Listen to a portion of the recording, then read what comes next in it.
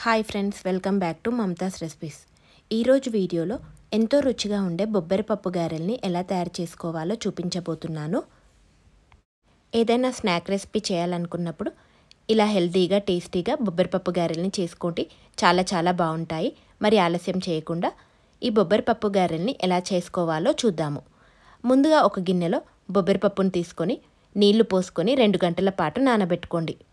ఇలా 2 గంటలు నానబెట్టిన తర్వాత చూడండి, పప్పు చక్కగా నానిపోయింది.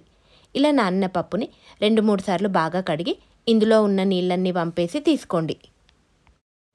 ఇప్పుడు మిక్సీ జార్ తీసుకొని అందులోకి కొద్దిగా బొబ్బరి పప్పును వేసుకోండి. అలాగే కారానికి తగ్గట్టుగా పచ్చిమిర్చీలని, 10-12 వెల్లుల్లిపాయ రెబ్బల్ని, 2 టీ స్పూన్ల జీలకర్రను వేసి కచ్చాపచ్చాగా గ్రైండ్ చేసుకొని తీసుకోండి. ఒకేసారి కాకుండా ఒక 2-3 సార్లు కలుపుతూ గ్రైండ్ చేయండి. చూడండి, ఇలా గ్రైండ్ చేశాక ఒక మిక్సింగ్ బౌల్లోకి తీసుకోండి. ఇదే విధంగా మిగతా పప్పునంతా గ్రైండ్ చేసి తీసుకోవాలి. ఇలా పప్పునంతా గ్రైండ్ చేశాక ఇందులోకి మనం ముందుగా నానబెట్టుకున్న బొబ్బరి పప్పుని 2 టేబుల్ స్పూన్ల దాకా యాడ్ చేసుకోండి. అలాగే ఇందులో సన్నగా తరిగిన ఉల్లికాడలు, 1 కప్పు ఉల్లిపాయ ముక్కలు, సన్నగా తరిగిన 1 కప్పు దాకా కొత్తిమీరని, సన్నగా తరిగిన కరివేపాకును కొద్దిగా వేసుకోండి. అలాగే ఇందులో రుచికి సరిపడా ఉప్పును వేసి అంతా మిక్స్ అయ్యేటట్టు కలుపుకోవాలి. నేను ఇక్కడ పప్పును గ్రైండ్ చేసేటప్పుడు కానీ మిక్స్ చేసేటప్పుడు కానీ ఎక్కడా కూడా వాటర్ని యాడ్ చేయలేదు. ఈ గారెల ప్రిపరేషన్లో అస్సలు వాటర్ యాడ్ చేయకూడదు. మీరు వాటర్ని యాడ్ చేస్తే బొబ్బరిపప్పు మిక్స్ అనేది పల్చగా అవుతుంది. ఇలా అంతా మిక్స్ అయ్యేటట్టు కలుపుకొని ఒకసారి టేస్ట్ చూసుకొని ఉప్పు కారం సరిపోకపోతే ఈ స్టేజ్లో అడ్జస్ట్ చేసుకోవచ్చు. ఇలా కలిపాక మరో పక్కన డీప్ ఫ్రైకి సరిపడా నూనెను తీసుకొని వేడి చేయండి. నూనె బాగా వేడైందో లేదో చూడ్డానికి చిన్న ముద్దను వేసి చూడండి.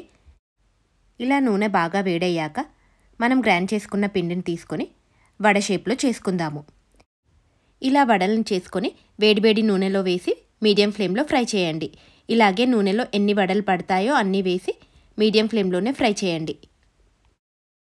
అలాగే వీటిని వెంటనే టర్న్ చేయకుండా ఒక 2 నిమిషాల తర్వాత మరో పక్కన టర్న్ చేసి ఫ్రై చేయాలి.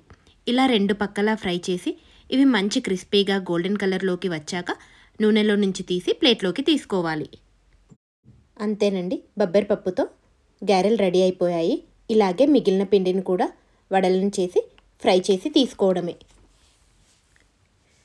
సింపుల్గా ఏదైనా స్నాక్ రెసిపీ చేయాలంటే ఇలా తప్పకుండా ట్రై చేయండి. టేస్ట్ అయితే చాలా బాగుంటుంది. అలాగే మీరు కూడా ట్రై చేసి మీకు ఎలా వచ్చిందో నాకు కామెంట్ చేయండి. మీకు ఈ వీడియో నచ్చినట్లయితే లైక్ చేయండి. అలాగే మీ ఫ్రెండ్స్కి రిలేటివ్స్కి షేర్ చేయండి. మరిన్ని సింపుల్ అండ్ టేస్టీ రెసిపీస్ కోసం మా ఛానల్ని సబ్స్క్రైబ్ చేసుకోండి. Thank you for watching.